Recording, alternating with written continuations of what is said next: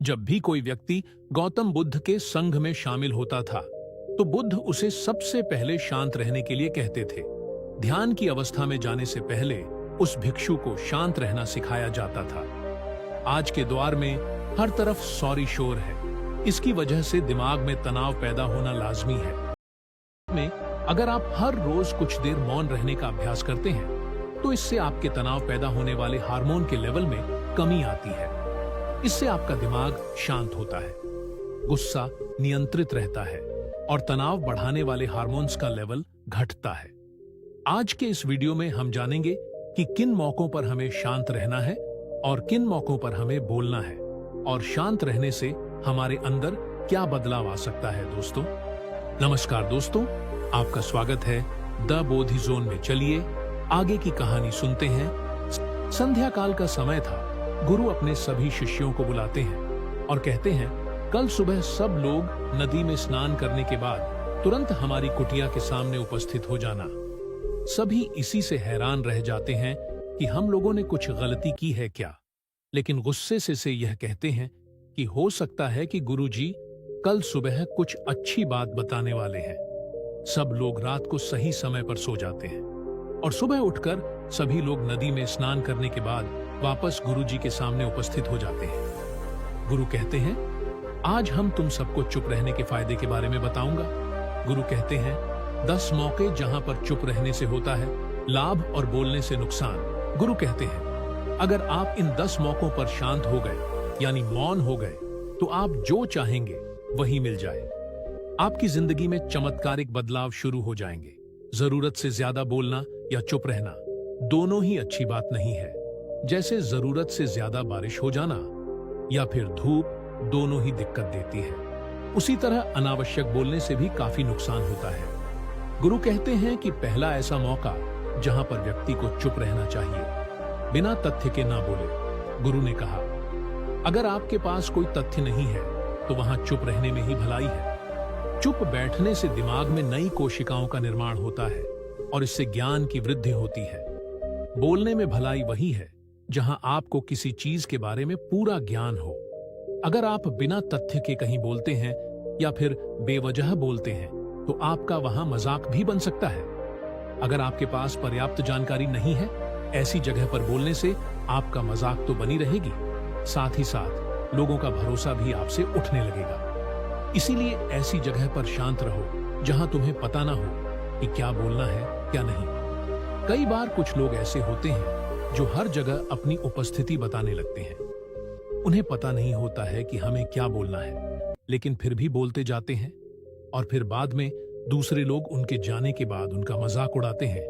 जब तक आपको उस तथ्य के बारे में अच्छा ज्ञान नहीं है, उसके बारे में पता नहीं है, तो वहां चुप रहना ही ज्यादा समझदारी है।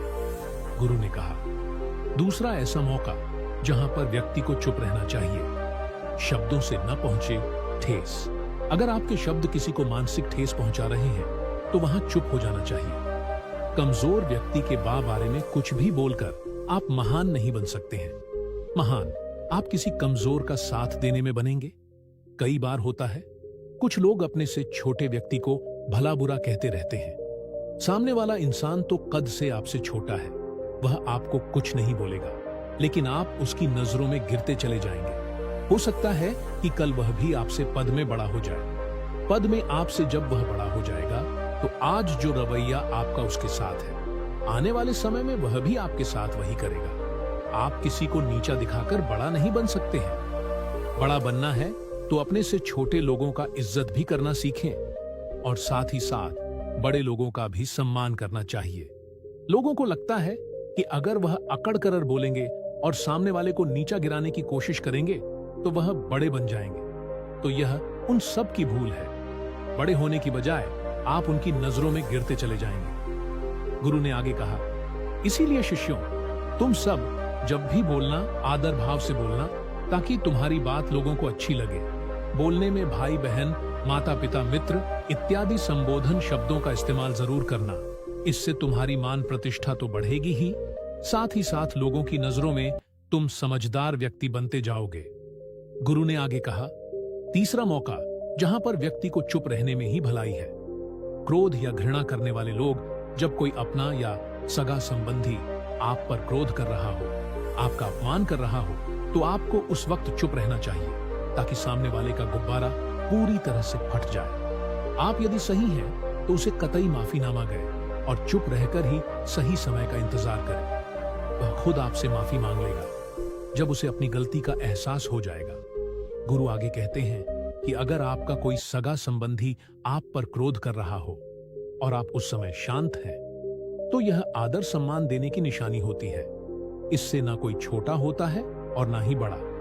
अगर आपको क्रोध आ रहा है तो आप या तो वहां से किसी का अनादर किए बिना चले जाएं या फिर चुप रहे।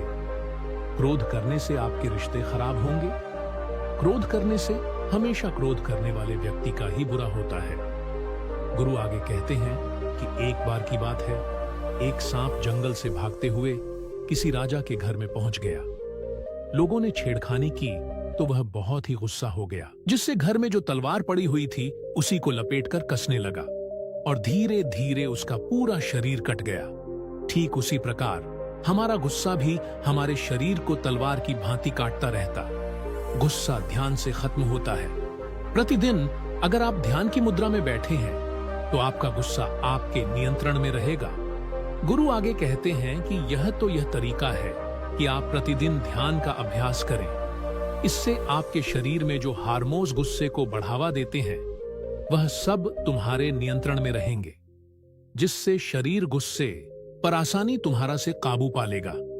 लेकिन एक तरीका यह भी है कि जब भी आपको गुस्सा आए तो आप यह समझने का प्रयास करो कि क्या मेरा गुस्सा जायज है या नहीं। हमें वहां पर बोलना चाहिए कि नहीं।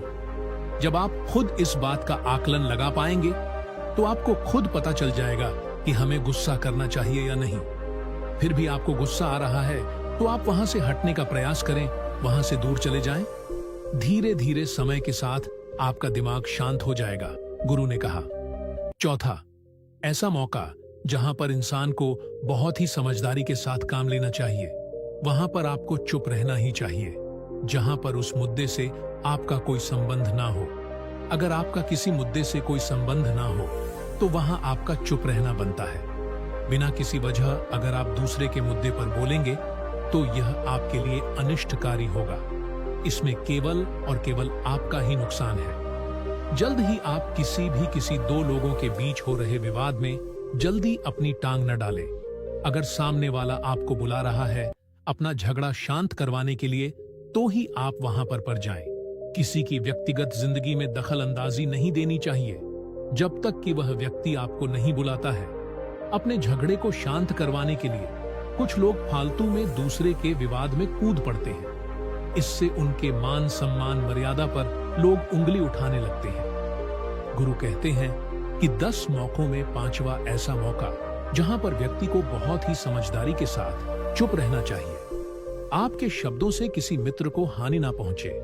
अगर आपके शब्द सामने वाले के परिवार या मित्रों की प्रतिष्ठा के बारे में बुरी झलक दिखा रहे हैं तो आपको चुप रहना चाहिए। किसी के परिवार या फिर मित्र के बारे में बुरा बोलने से केवल आप ही बुरे बनेंगे। जो चीज आसानी से खत्म की जा सकती है उसे अपने शब्दों से बड़ा ना करें। बिना चिल्लाए बात करने का प्रयास करते रहना चाहिए। अगर आप बिना चिल्लाए कोई बात नहीं कह सकते तो आपका चुप रहने में ही भलाई है। किसी पर चिल्लाने से आपके व्यवहार के बारे में पता चलता है। ज्यादा बोलने से चीजें हमेशा खराब ही होती हैं। कई बार कुछ रिश्ते ज्यादा तेज बोलने की वजह से टूट जाते हैं। इसलिए अपनी आवाज में मीठापुर ना हो। मजाक को भी हमेशा शब्दों के मायने में ही रखें। जहां किसी को शब्दों से चोट लगे वहां चुप हो जाएं। ज्यादा बोलने से हमेशा नुकसान ही होता है। किसी और की प्रतिष्ठा को अपने शब्दों के माध्यम से उसे हानि नहीं पहुंचा चाहिए।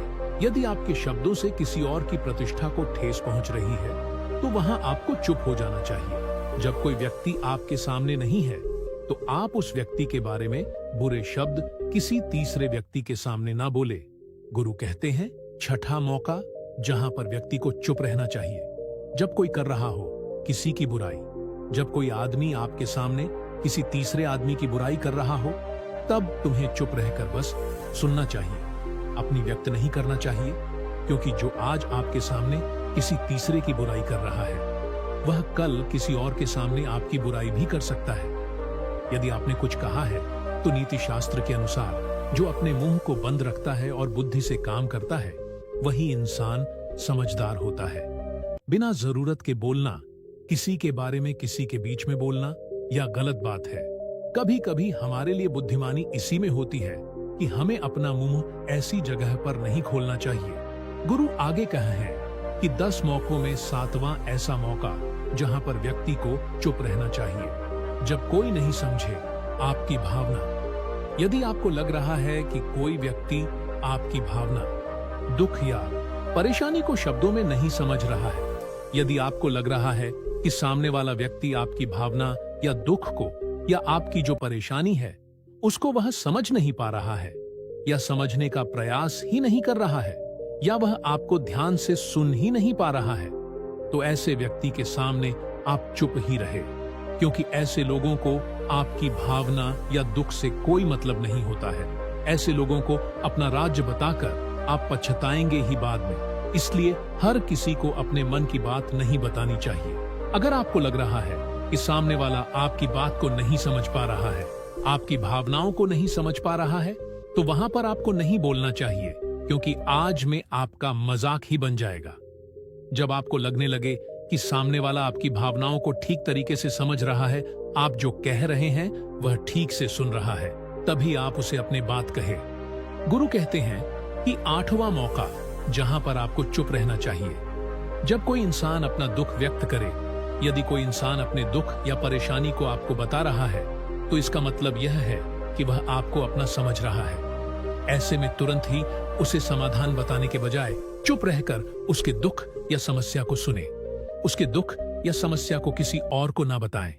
वह इसलिए नहीं बता रहा है कि उसकी समस्याओं का समाधान कर देंगे, बल्कि वह इसलिए भी बता रहा है कि सामने वाला उसकी बात को समझ रहा है। कई बार बताने से दुख कम हो जाते हैं। आपको अपना दुख इसलिए बता रहा होगा कि उसे लग रहा है कि आप उसकी बात को समझ रहे हैं। दुख बांटने से कम हो जाता है। इसलिए जब कोई व्यक्ति अपना दुख आपसे व्यक्त करे, तो आप चुप मारकर उसकी बात को बहुत ही ध्यान से सुने, ताकि उसके दुख कम हो जाए, उसके मन का बोझ हल्का हो जाए, क्योंकि उसके मन में जो भी बातें थीं, वह आपको सब बता दिया। गुरु आगे कहते हैं कि 10 जगहों में 9 ही ऐसी जगह जहां पर आपको चुप रहना चाहिए। जहां पर दुष्ट प्रकृति के लोग रह रहे हो और गाली गलौज कर रहे हो, तो आप वहां पर मत जाइए। ऐसी जगहों से आप चुपचाप निकल जाएं, अर्थात अपनी प्रतिक्रिया दिए बिना आप वहां से चले जाएं। क्योंकि जिसकी जुबान खराब होती है, जो दुष्ट प्रकृति के लोग होते हैं, उनको आप ऐसे समय में नहीं समझा सकते हैं। जब उनका दिमाग पूरी तरह से शांत हो जाए, तभी वह आपकी बात सुनेंगे। इसीलिए जहां पर दुष्ट प्रकृति के लोगों आपकी की बात को ना मानते हो और ना ही सुनते हो, तो आपको वहां पर नहीं बोलना चाहिए। गुरु कहते हैं कि 10 माह ऐसा मौका जहां पर आपको शांत हो जाना चाहिए। अपनी सफलता का राज हर किसी को ना बताएं। कई बार होता है कि कुछ लोग जो सफलता को बहुत ही जल्दी अर्जित कर लेते हैं, वे हर जगह अपनी सफलता का ढिंढोरा पीटने लगते हैं। ऐसे में क्या होता है कि कई लोग आपकी सफलता से खुश नहीं होते हैं। अगर आप अपनी सफलता का जबरदस्ती लोगों में ढिंढोरा पिटवा रहे हैं, तो लोगों की नकारात्मक ऊर्जा आपको प्रभावित कर सकती है। जब आप सफल होंगे तो सबको पता चल जाएगा कि आप सफल हो गए हैं। ढिंढोरा पीटने से नुकसान आपका ही होगा। इतना कहकर गुरु ने कहा, शिष्यों, आज के लिए बस इतना ही। अगर तुम सब मेरी इन 10 बातों को अपने जीवन में अपना लेते हो, तो तुम सब काफी हद तक परेशानियों से बचे रहोगे। यहां से जाने के बाद मेरी यह बातें आपके जीवन किसी वरदान से कम साबित नहीं होंगी। दोस्तों, मुझे उम्मीद है इस वीडियो से आपको बहुत कुछ सीखने को मिला। अगर आप इसी तरह की कहानी सुनना चाहते हैं, तो चैनल को सब्सक्राइब करना मत भूलिए।